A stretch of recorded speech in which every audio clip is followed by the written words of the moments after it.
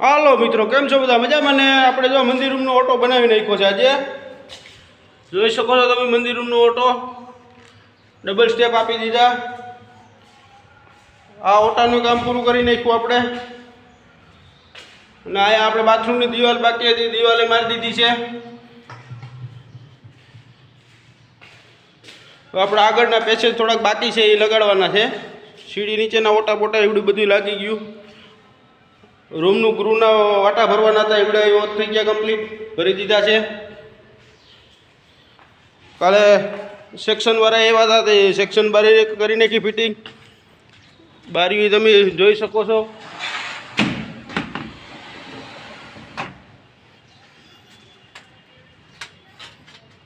બારીઓ લાગી ગઈ છે.